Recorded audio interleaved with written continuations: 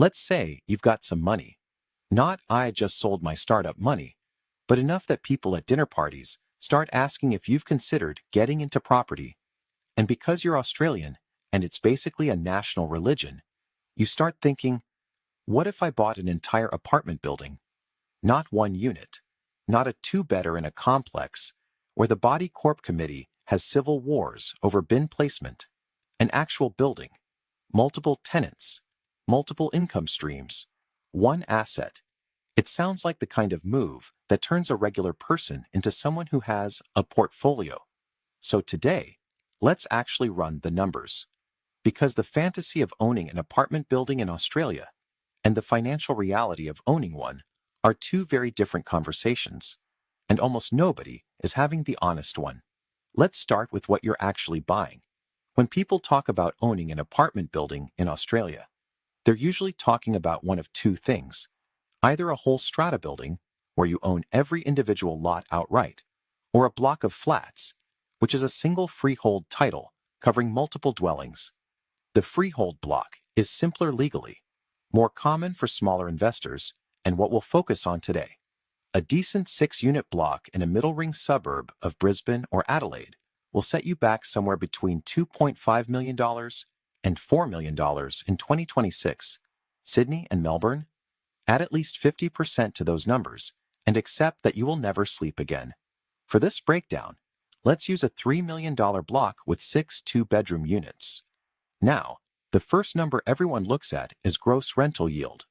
Average rental yields across Australia's capital cities were around 4.3% for apartments as of March 2026. On a $3 million building, 4.3% gross yield means roughly $129,000 in annual rent, or about $2,480 per week across 6 units. That's around $413 per unit per week, which in most capital cities is realistic for a two-bedder. Fraser's property. On paper, $129,000 a year sounds like a real business. And then the costs arrive. First up, property management. You are not personally fielding 2 a.m. calls about broken hot water systems. Management fees range from 5% to 12% of weekly rent across Australia, with CBD and high-density areas typically sitting at 5% to 8%. At 8% on $129,000, that's $10,320 per year, gone before you've paid a single bill. And that's just the ongoing percentage. Letting fees for finding new tenants typically cost 1 to 2 weeks' rent per vacancy. With 6 units, turnover happens, budgeted, duo tax. Then there's insurance, landlord insurance on a block this size, covering building, liability, and loss of rent, will run between $8,000 and $15,000 annually, depending on location, age of the building, and your insurer's mood. Council rates across 6 lots adds another $6,000 to $12,000 per year, depending on the state. Water rates. Another $4,000 to $8,000 if you're covering water supply for tenants, which is common in older blocks. Then there's maintenance. And this is the number that gets investors every single time. A building with 6 dwellings isn't just 6 times the maintenance of one property. It's 6 hot water systems, 6 sets of appliances, 6 lots of carpets, doors, windows, and plumbing that can fail at any moment. A conservative maintenance budget on a reasonably well-kept older block is 1% of the purchase price per year. On a $3 million building, that's $30,000. And that's a good year. A bad year. A roof issue, a plumbing failure, an electrical rewire. And you're staring at a special project that makes $30,000 look optimistic. If it's a strata-titled building, add body corporate fees on top of all of that. In 2026, typical strata levies range from $2,000 to $4,000 per year for small low-rise complexes with no facilities, right up to $15,000 or more per year for high-rise apartments with concierge and facilities. For a modest 6-unit block with no pool or gym, call it $3,000 per unit. That's another $18,000 per year. Growth-wise, let's add it up.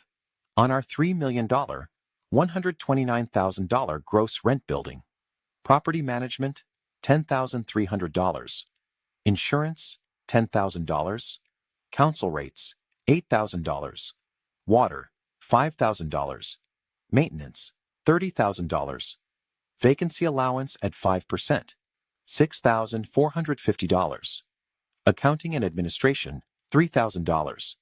That's roughly $72,750 in annual operating costs before you've touched the mortgage. Which brings us to the mortgage. A $3 million commercial property loan at current rates. And yes, a whole building is a commercial loan, not a residential one, which means higher rates and stricter conditions, is going to cost you somewhere around 6.5% to 7% per annum. On an interest-only basis, that's between $195,000 and $210,000 per year in interest alone. You're collecting $129,000 in rent. You're paying $210,000 in interest. You're already $81,000 underwater before operating costs, which, as we just calculated, add another $72,750. Total annual shortfall, approximately $153,000 on a highly leveraged $3 million block. Now, before you close the video and reconsider your entire life, let's talk about what changes this picture, because this is where it gets genuinely interesting. The first thing is depreciation. The building structure depreciates at 2.5% per year over 40 years for properties built after September 1987. On a $400,000 construction cost, that's $10,000 per year in deductions. For a 6-unit block, the construction value component, separate from land, might be assessed at $1.2 million or more. That's $30,000 a year in non-cash deductions, reducing your taxable loss without costing you an extra dollar. Add depreciation on fixtures and fittings across 6 units, and you're potentially looking at $50,000 to $70,000 in total annual depreciation claims. That's real tax money back in your pocket. Bamboo roots. The second thing is that the loss itself has value, at least until 2027, when the negative gearing changes kick in for established properties. Under current rules still in effect, that $153,000 shortfall offsets your other income. If you're earning a high salary, that deduction can save you tens of thousands in tax. It doesn't make the loss disappear, but it softens it significantly. And the third thing, the thing property investors have always bet on, is capital growth. Australian home values have surged roughly 47% since March 2020. A $3 million building that grows 5% per year adds $150,000 in paper wealth annually. Do that for 10 years, with modest leverage, and the capital gain dwarfs the cumulative cash flow losses. That's the bet. That's always been the bet. Financial content. But here's the honest conversation most property spruikers skip. That bet requires holding. Holding through negative cash flow, through rate rises, through problem tenants, through unexpected maintenance bills, and through years where the market doesn't cooperate. With the RBA cash rate at 4.35% and typical variable mortgage rates around 6% as of June 2026, a capital city gross yield of 3% to 4% sits below the cost of the loan. You are paying more to hold the asset than the asset earns you every single year. And you need to be absolutely certain your income can absorb that gap for as long as it takes. Property update. Most people who get into property can hold one investment property through a rough patch. Very few people have the cash flow buffer to carry a $150,000 annual shortfall on a $3 million block without things getting uncomfortable. So, is owning an apartment building in Australia worth it?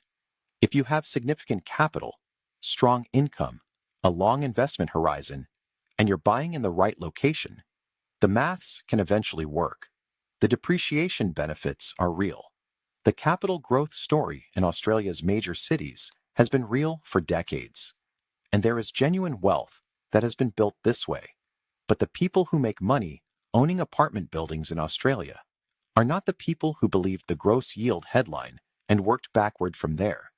They're the people who stress-tested every cost, budgeted for the bad years, structured their financing correctly, and held on long enough for growth to bail out the cash flow math.